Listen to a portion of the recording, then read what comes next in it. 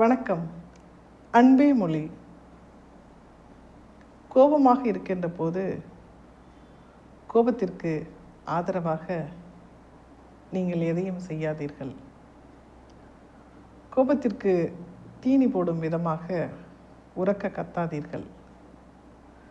கோபத்தை அடுத்தவர்களின் கோபத்தை தூண்டும் வகையில் கோபமாக பேசாதீர்கள்.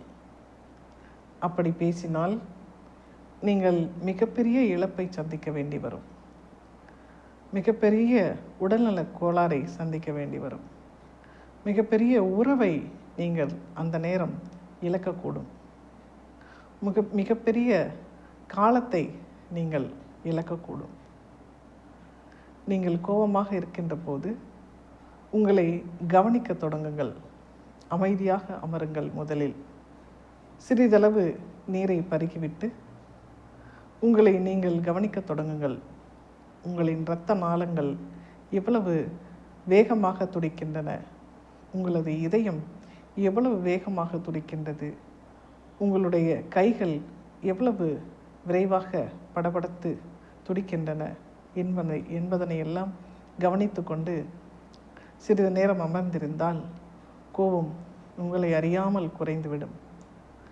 அதன் பிறகு அந்த எண்ணத்தை நீங்கள் முழுவதுமாக கைவிட்டுவிட்டு நீங்கள் வெறுமனே மிக எளிதான இலகுவான மனத்துடன் அந்த இடத்தில் அமர முடியும்.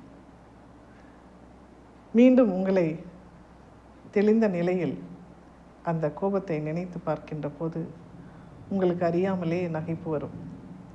நாம் தான் இப்படி நடந்து கொண்டோமா என்று. எல்லோருக்கும் கோபம் வரும்.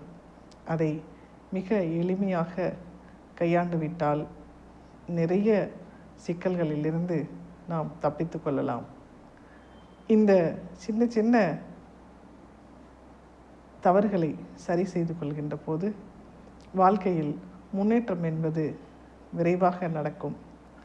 முன்னேற்றம் என்பது இன்னும் நாம் குறிப்பிட்ட காலத்திற்கு முன்பாகவே அந்த வெற்றியை தொட்டுவிடக்கூடும்.